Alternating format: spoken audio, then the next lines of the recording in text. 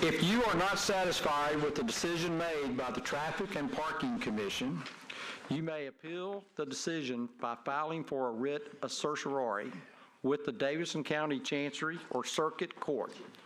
Your appeal must be filed within 60 days of the date of the entry of the Commission's decision.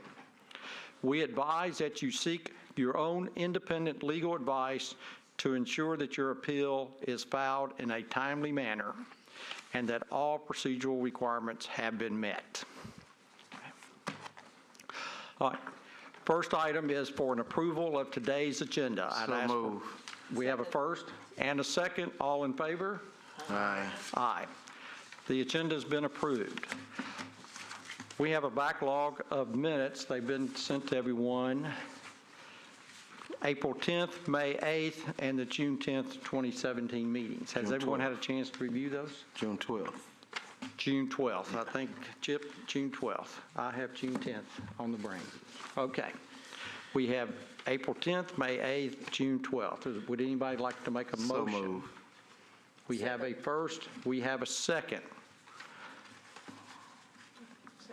Okay, we have a first and a second. Okay, so we'd like to move. All in favor? Aye. Aye. The minutes for the last 3 meetings have been approved. Approval of the consent agenda. Please note that items on the consent agenda will be voted on at a single time. No individual public hearing will be held, nor will the commission debate these items unless a member of the audience or the commission requests that the item be removed from the consent agenda. Commissioners, are there any items on the agenda, consent agenda, y'all would like to see removed or deferred? Chairman, if we could remove item J. Okay. Are there any other items? We could remove item G. I'd like some clarification from staff. Okay. All right. So if we could, if Ms. Favre, if you would make a motion concerning item J. Yes, I'd like to make a motion to remove item G and J from the consent agenda. Okay. Second. We have a first and a second. All in favor? Aye. Aye. We have removed item G and J from the consent agenda. Okay. The consent agenda 0717, Resolution 0717, Item A, remove valet stand at 507 Main Street. Item B, remove valet stand at 104 Fifth Avenue. C, remove valet stand at 1929 Broadway at Union Common. D, authorize valet stand taxi zone at the west side of 1 Music Square West. E, remove loading zone signs on South 6th Street and Main Street. Joyner and Hogan, requesters. Item F, authorize always stop control at 4th Avenue North and Madison Street. Item H, authorize no trucks over 8 tons on Modena Avenue from Ocola Avenue to Dead End. Council Member Roberts. Item I, modified Knoll Avenue from 2-way to 1-way southbound from Robertson Road to Dill Avenue. Council Member Roberts.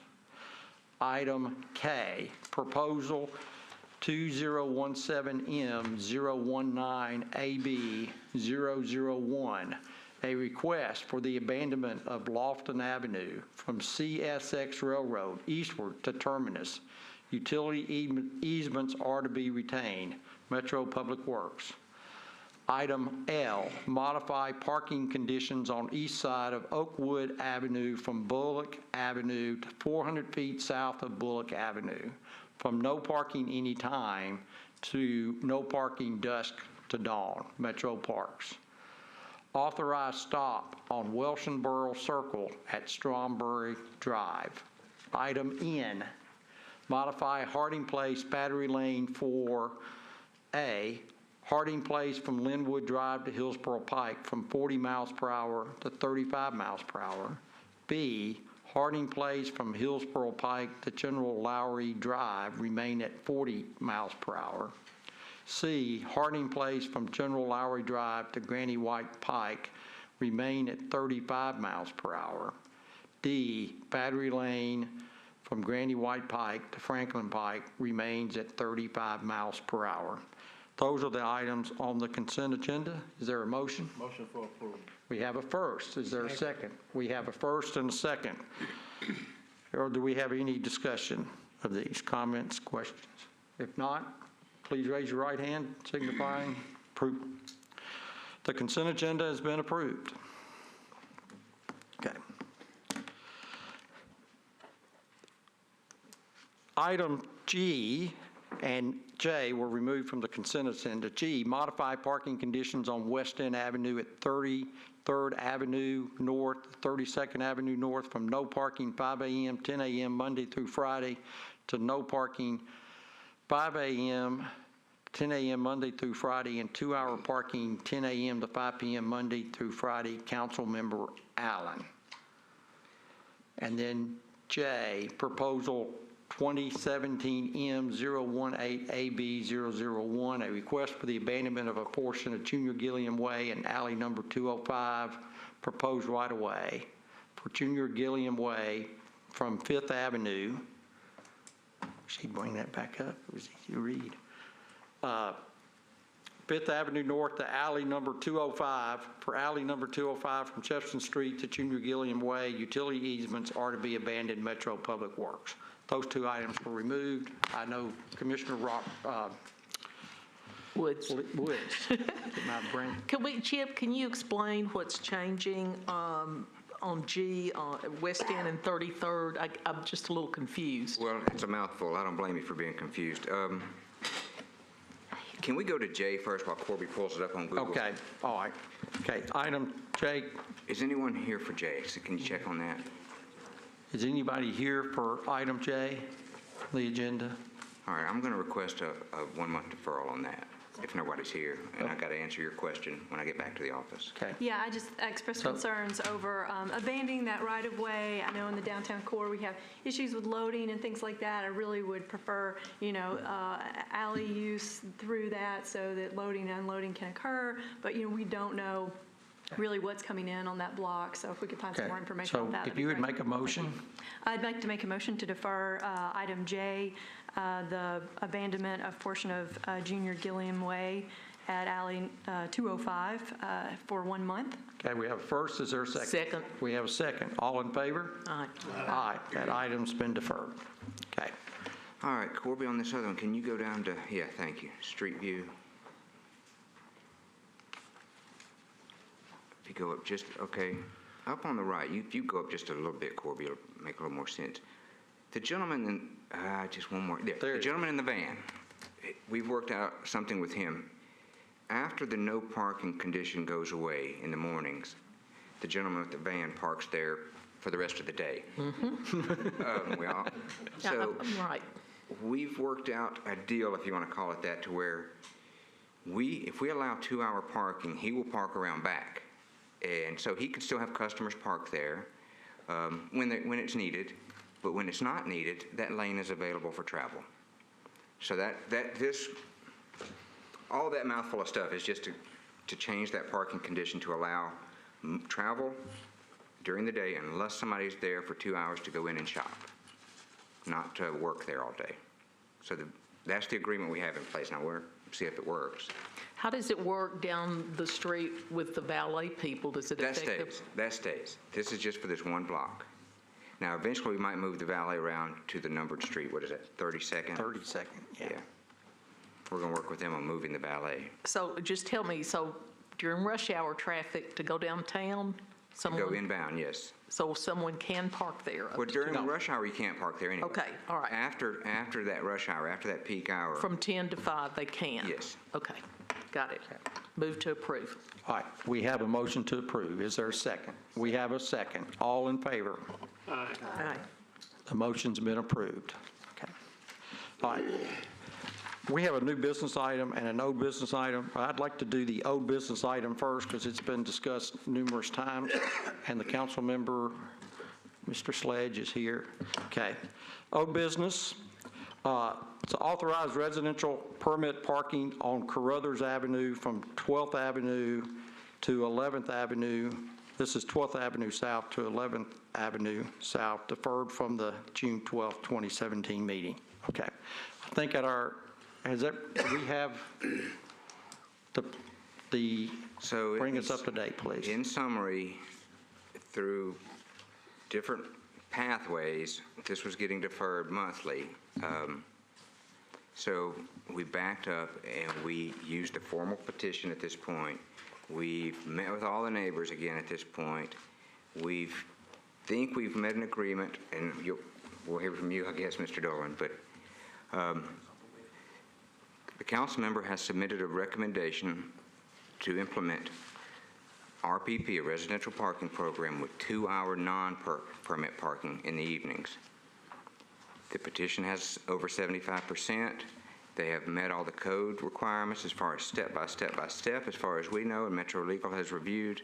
So at this point, we're recommending approval of a residential parking program on Carruthers from 12th to 11th with a 2-hour non-permit use for your guests and for your customers.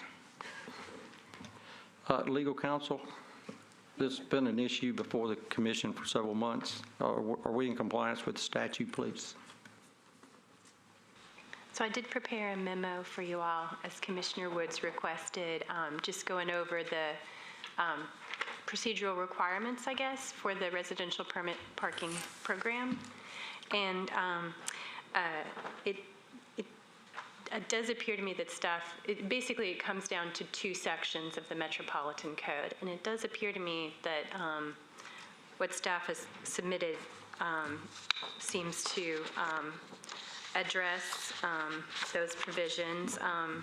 The form for the petition for residential permit parking covers the things that are covered in 1242-040, and the analysis by the chief traffic engineer addresses the factors considered in 1242-030, and the council member has provided a written recommendation.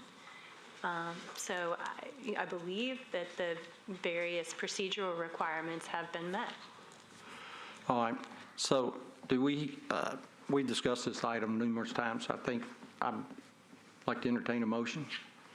I move to approve. Second. We have a first and a second. Is there any further discussion? I would like to have some discussion on this. It sounds like there's a member of the audience that wants to speak, but I think because this is on an alley, it does set a precedent. So I feel like even though it has been for the commission several times, that we should still have a discussion about it. What specific questions do you have, please, ma'am? Well, I just think that is this really the right tool for this location? I mean, it's really an enforcement issue where we've got people who are blocking driveways, and here we're passing permit parking when they do have another option, the alley. And so I just wonder if there's just going to continue to be a problem there that we're not really solving the issue. All right, Councilmember Sledge, would you step forward, please?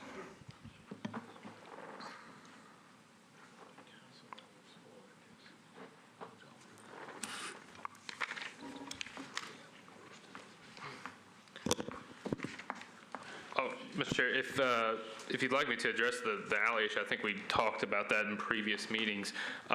When we look at the law and what the considerations are, there are several different considerations about eligibility requirements. I think this area meets several of those eligibility requirements, including the willingness of the residents, which I think has been measured, the parking attractors that are also included, and then the extent to which folks are able to to access, and then traffic noise and safety problems caused by vehicles cruising for parking. There's also Section E, substantial use of neighborhood curb space by commuters and other non-residents for parking. So I hope that the board had established through the eligibility requirements that there were several different requirements that this area could meet, and especially with the 2-hour exemption, I think it brings us to a middle ground that hopefully allows us to meet those requirements, enforce properly, and allow for residents and non-residents to continue to use the street parking. Councilman, Thank you. A question for Councilman. Sure. Tell me,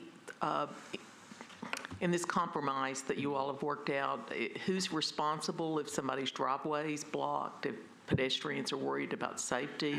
Who's responsible for enforcing the 2 hours? It'll come back to traffic and parking enforcement. I believe it's Chip. So, we have, back and forth when neighborhoods say, hey, we haven't seen enforcement out in a while. I and they help communicate with Public Works and Metro to make sure that occurs.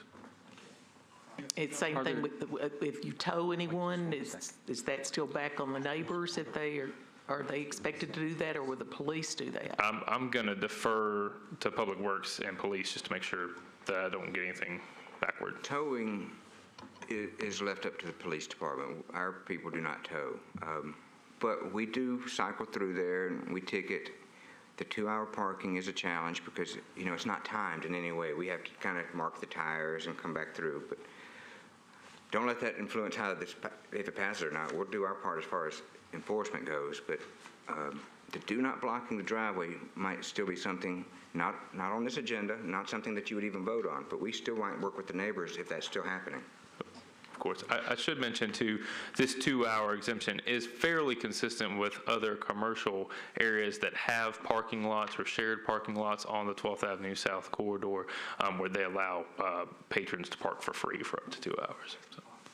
Well, we have a first and a second. I'd like to move for a vote, unless Ms.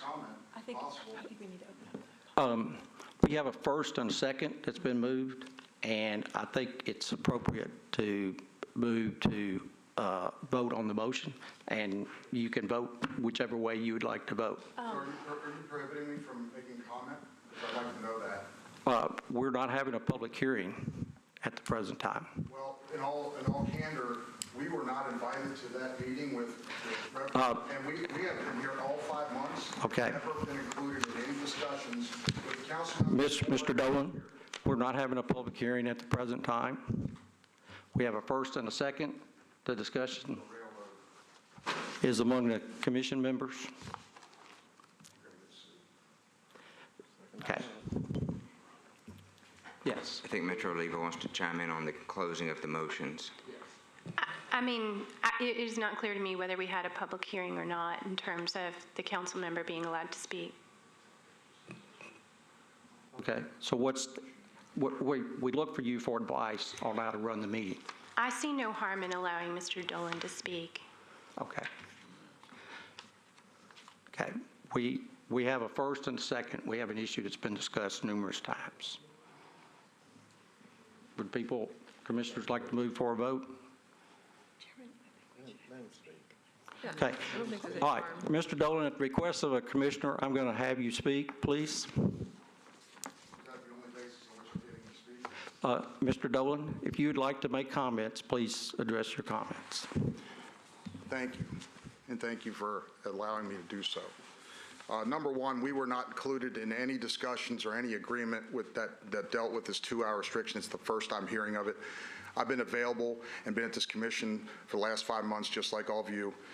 I've been open and gotten one email from Chip with respect to this engineering report that was sent out as of May 23rd, 17. My email's open, my phone's open, I've had conversations, but I've never gotten anything since the last meeting from anybody.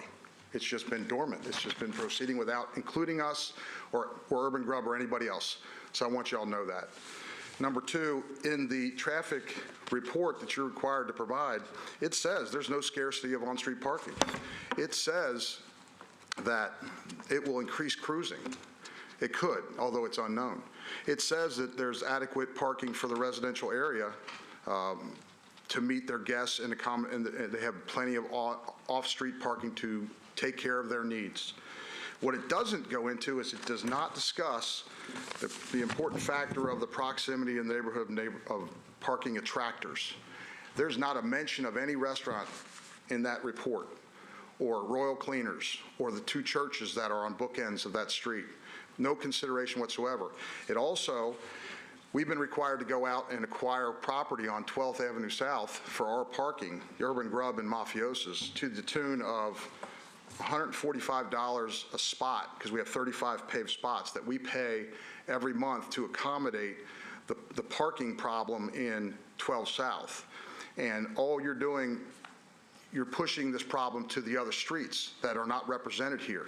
You're not solving any problems, I agree. It's also in contradiction of the 12 South design guidelines, as we've talked about, and I would refer back to my earlier comments on that. We think that there are less intrusive ways to do it. One, the no parking signs is an excellent way. The other one we would recommend is what you've done by Belmont University on the streets, is the painting of the red markers on each side of the driveways to prohibit or to deter people from parking there. That has been the single concern that has been expressed by the only residents that showed up down here. That's what they care about. We care about that too. We think those are the best ways to do this, and not to just take away parking that we relied on in a UZO situation, in opening, investing in a restaurant and a dry cleaners and the other restaurants are over there. We think that we should have the access to those public streets like everybody else, and there's no demonstrated need other than, and we haven't seen the updated petition, but we don't even know if the 75% has been met with all the required credentials to be on that petition, or that Mr. Sledge has provided an additional letter that updates the amended petition, which we haven't seen that. So with all due respect, we think there are less intrusive ways to do this, and you're penalizing the restaurants without any consideration. Thank you for your comments, Mr. Dolan. Thank you. I have a question. So the signs were posted that vehicles would be towed if they parked in blocked driveways. Have there been any vehicles towed? Not that I'm aware of. Are you? So in full disclosure, we haven't pursued we did put up the do not block driveway signs with the tow plates. We have not pursued the marking of the driveways. We have a design plan ready, but we want to work that out with everybody involved. We don't want the neighbors to come home and it just be in front of their house. So we would take a casual approach to that and let everybody be involved. But Mr. Dolan makes a point that he has not seen the petition that is in hand now. He has not seen the recommendation from the council member, which is in hand now. At the time of the last meeting, we didn't have that, and that's the paperwork he has in hand. Full disclosure, last time I talked to Mr. Dolan, his concern was that 2 hours is probably not enough for the patrons that visit their businesses down there. Is that fair? That in general, yes, we talked. I mean, it's a restaurant, stay for a while type business in the area, so that's probably where the rub is, if you want the honest opinion of me. And so our blinders have to be put on after a while. When we meet the code, when we meet the petition, when we meet the recommendation of the council person, and we've done jumped through all these hoops, the technical people make a recommendation based on the technical statistics, and that's what we're recommending. Now, the commission, unfortunately, has to weigh in all these other peripheral. And the technical recommendation was that there was not demonstrated need? Is that the engineering report? No, based on the generation in the area, kind of different than the way Mr. Dolan's looking at it. We think that if there are generators in the area, that generates a need for RPP, not generation need to not do it.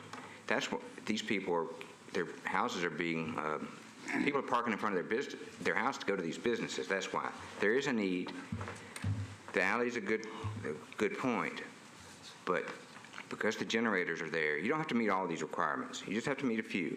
Because the generators are there and the cruising aspect could be there, and they have the petition, they have the recommendation from the councilman, we felt like it was strong enough to bring to commission. I think my question is for legal. Does it require Mr. Dolan to see it? I mean, from what I'm reading, the community, the neighbors have met their due diligence with this. And I mean, I hear what he's saying, but I don't read anywhere that he has to get the email on. So they're certainly public records, and he's certainly entitled to request and receive a copy of them. But no, as far as I'm aware, 1242, 040, and 030 don't specifically require that a copy of the documents be provided to neighbors or other interested persons in the vicinity. But just to address another issue that was just being spoken to, it was in terms of that Mr. Dolan addressed, in terms of the considerations listed in 1242-030, A through F. The section says the traffic engineer shall take into consideration the following factors. And it doesn't, as Chip said, specify that any one of them is determinative.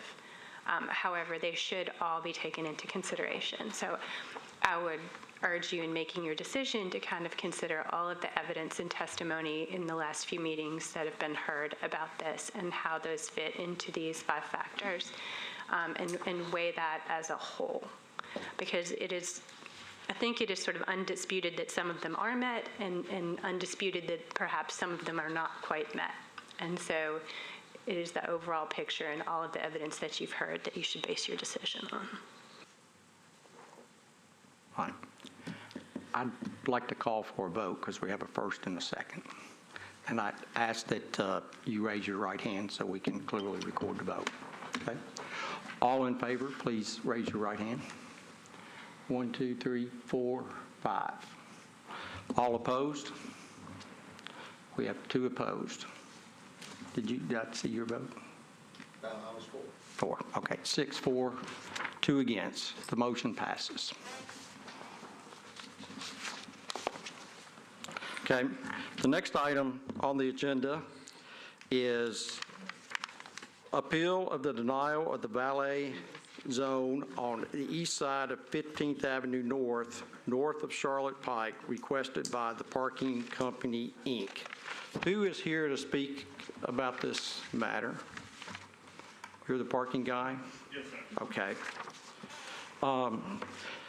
If you would step forward, state your name, where you live, and speak for 3 minutes, please. My name is Craig Martin. I'm the president of the Parking Guys. Located, I live. Turn your mic on, please. My name is Craig Martin. I'm the owner of the Parking Guys, Nashville, Tennessee. Live in Hendersonville, Tennessee. And I'm here to get approval for our valet lane at Deja Vu. Again, there's a lot of issues, hitting issues that have been trying to keep us from doing valet, but the venue is there. We are in compliance as far as we've been getting a temporary permit through Diane Marshall and Roy Rowan since we were denied the first time. We understand now that we're supposed to set up the stand beyond the no parking zone that's kind of directly in front of the building. But we have 2 parking areas, one that's beyond Church Street and another one that's beyond Haynes Street. And then we also have parking areas on State Street as well.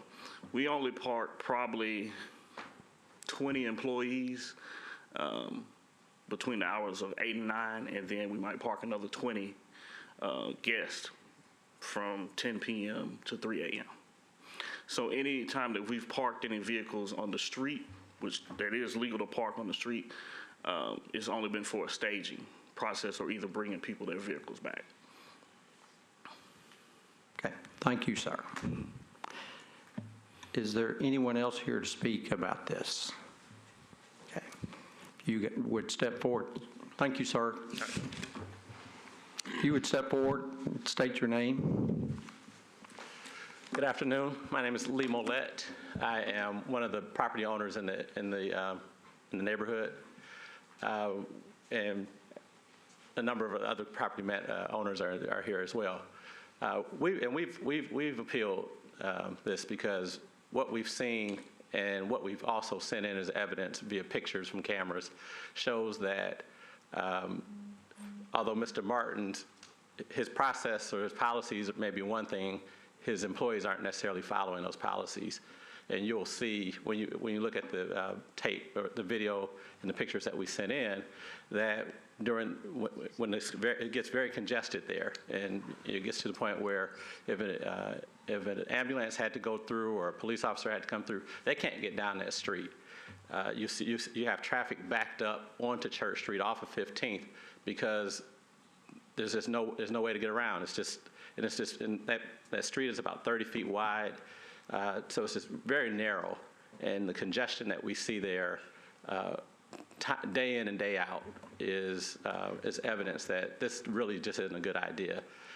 Someone did get hit. A pedestrian got hit last week because of this, and we don't see it as a good idea for this area.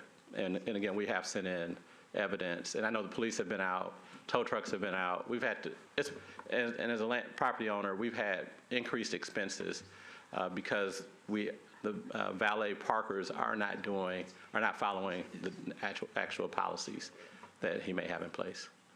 Thank you, Mr. Millett. Is there someone else here to speak against this, please? You make sure you state your name, please. Certainly.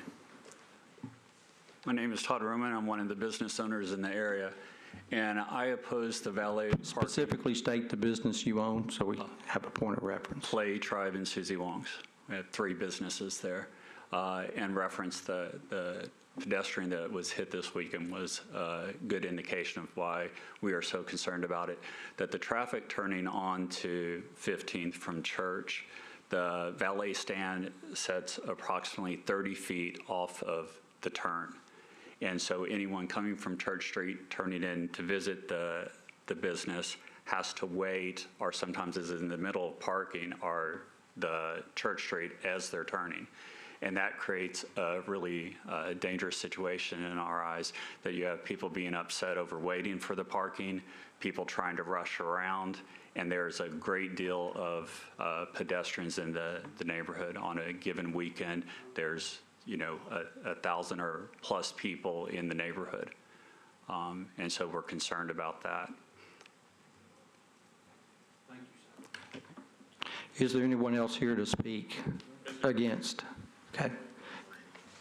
Can we see him? We just want to see exactly what it says. Okay. Please state your name for the record. My name is Linda Shapani. I am the president of Clinical Research Associates, which is right across the street.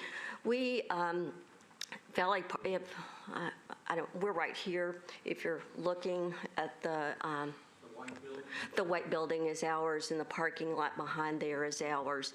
I will tell you that we have no trespassing and signs and no parking, but despite that, we've had parking there. Particularly, we've had parking from the valet parkers themselves are parking there.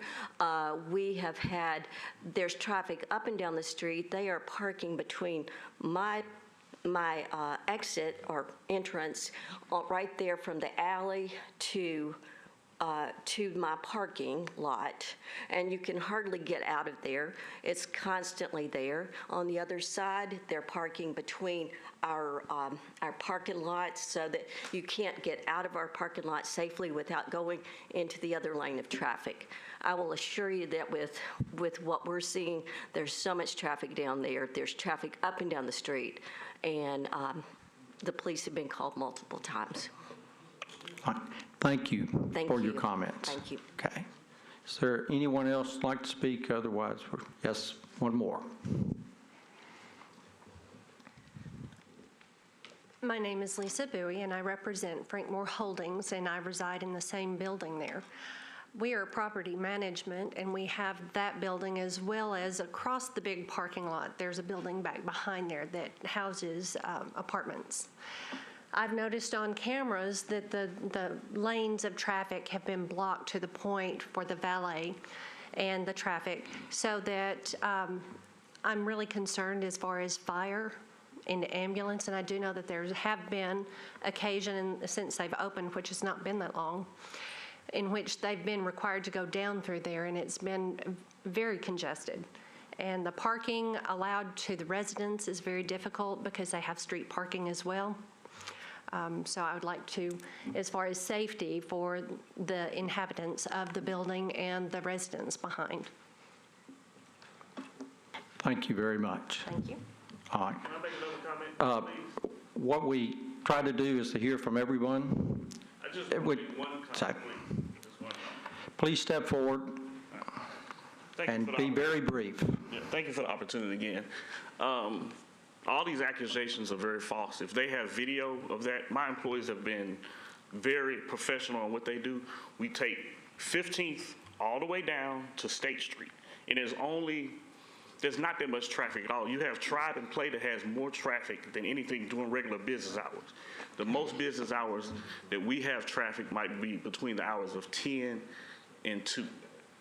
But Play and Tribe, they have Church Street pretty much blocked off anytime they have any event that goes on. We're not impeding traffic whatsoever. Okay. And if there's video coverage, let's see it. Okay.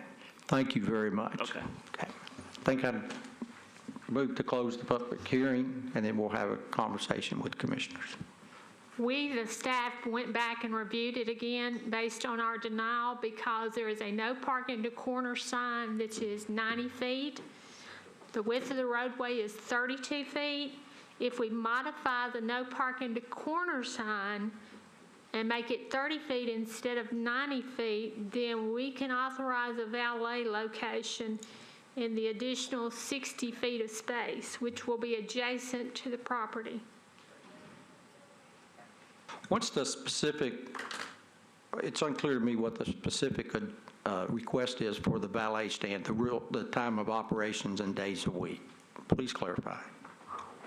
I do not have the application in front of me. It is 7 days a week, and I think it is 7 p.m. to 3 a.m. An original request was for 6 spaces. Yes, ma'am. And if we do it this way, we modify the no parking to corner zone, that will give them 3 spaces. Is there, so sorry. According to code, the standard is 2 spaces for a valet. How wide is the street there, and is there enough width for a parking lane and The a through street lane? is 32 feet wide. Okay. Yes, Commissioner. Is there an alley by there? This is the same issue I had down there on 2nd and 3rd Avenue. You know, we talked about using an alley for the valet parking. Why can't that be utilized here? Is that not possible? According to the code, you can use an alley only for loading and unloading, not for storage of vehicles and not for a valet lane. Why? Say, according to code, alleys are loading and unloading only. We have a councilman over here. Is there an entryway into the parking area behind the building off of Church Street? Behind the Church Street, well, okay, we park, there's 2 areas that we park. If you go across Church Street to where the Williamson Medical is, we utilize that alley right there and go into the old Jim Reed parking lot. But directly across from Purity there, is that Purity? That's Purity's parking. Yeah, directly across from that, whose parking area is that? We don't use that, I'm not sure. We don't use that. What about on the other end of the building, the big parking area? Right here, behind, right there, the gate Yeah, area. go north. Go north. By that white van. Whose parking area is all this? That's the dairy. That's the dairies? Okay. We don't utilize that at all. It's a gated, And that driveway it's an is the entrance to their parking. Mr. Chairman, I've got a question. If part of our mission is safety, pedestrian safety, I'd like to hear more from staff recommendations. It sounds like, we've had some incidences, there are more to come, and this doesn't sound Well, good. We received some photos in an email, and I don't know I did email the pictures out over the weekend or last week, and if you've had a chance to look at them. Okay, I'm going to go back to the technical versus testimony. Technically, if you got 30 feet or more, you can allow valet parking on street because you've got the width for passersby, if everybody's following rules and everything's going right. if you're parked outside of that 30 feet Diane's referring to, if you're parked if you're valeting in a legal parking area, and if you've met the requirements for insurance and off-street storage and all that, those technical components have been met.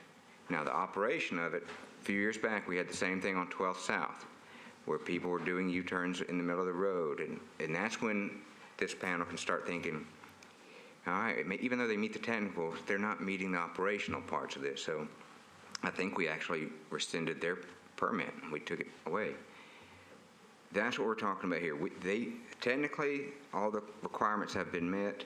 Operationally, do we have the evidence that it is or isn't working the way it's supposed to? There's a few photos floating around now. There have been an email or two of some photos, and if we could get our hands on the video that I've heard somebody mention, maybe that would help make a decision. But right now, it meets the technical requirements. Operationally, I don't have enough info. Do you, Diane? I do not have any additional information. I have one question. Is there, in a lot of the pictures, there are cars parked opposite on the other side of the street? It looks like parallel parking. Is that currently allowed? I can't tell from the signs. Yeah, it is. It's allowed. If you have more than 30 feet, you can park on both sides of the road. Okay. So there's no parking on one side in front of Deja Vu, but there is on the other side? If you don't look at the double yellow, just the width of the road, if someone was parked on each side, and ignore the valet, just if someone was parked on each side, you've got to allow 12 feet for emergency vehicles. And even if someone was parked on both sides, you could still do that. Now you start introducing the double yellow, it might need to be moved, and are people turning on to Church Street? Is it causing a problem there? That's a different problem, but just based on width, you can have on-street parking or valet on one and parking on the other. And it currently is allowed, because it's not allowed on one side with the sign that Yeah, was mentioned. that's a no parking to corner. Okay. All right. So does anyone want to entertain a motion on this item?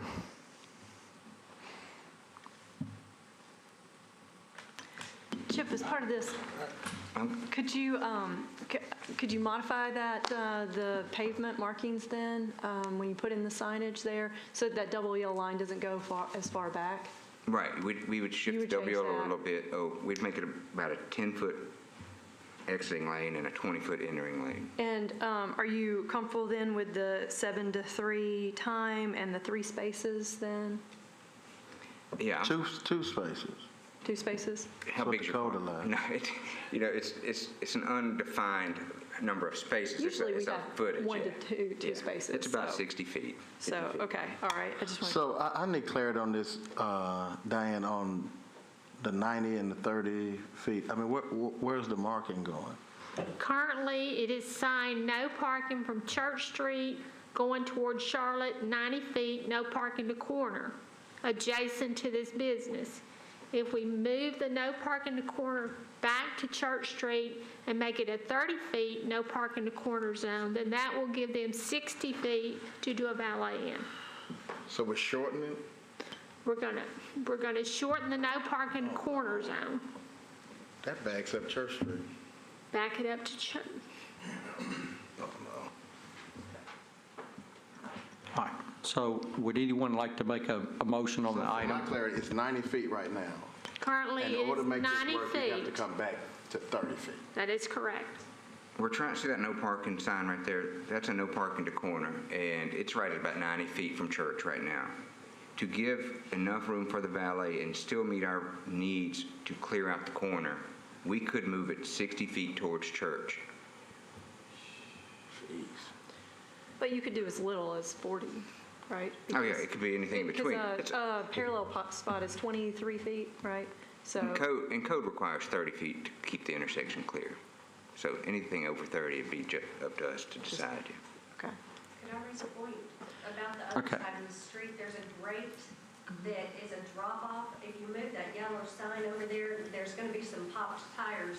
If you look at this right there, and often those grates are crooked and there's not much. I'm just telling you that it's going to be a traffic hazard. We should fix that. If you move that center side line over.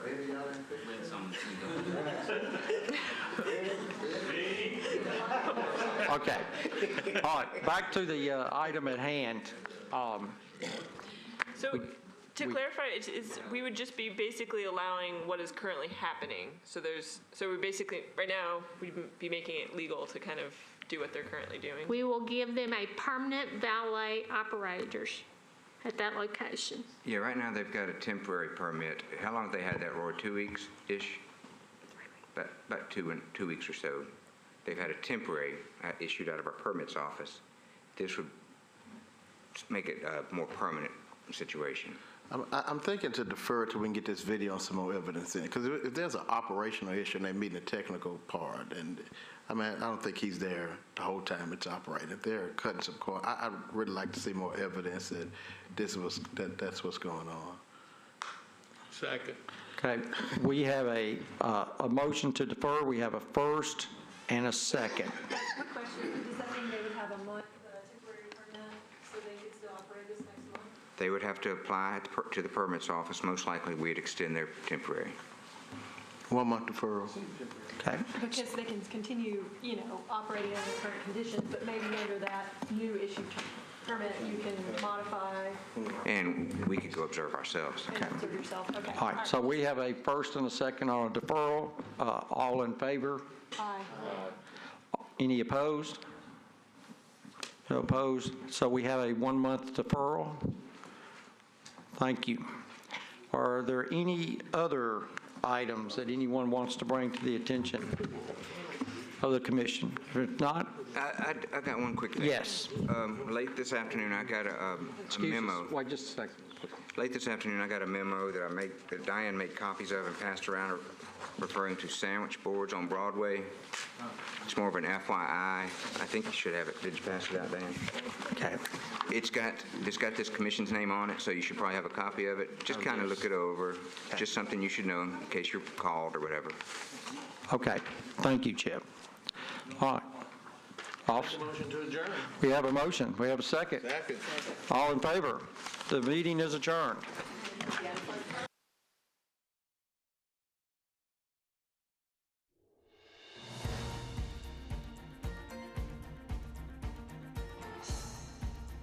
This has been a service of the Metro Nashville Network.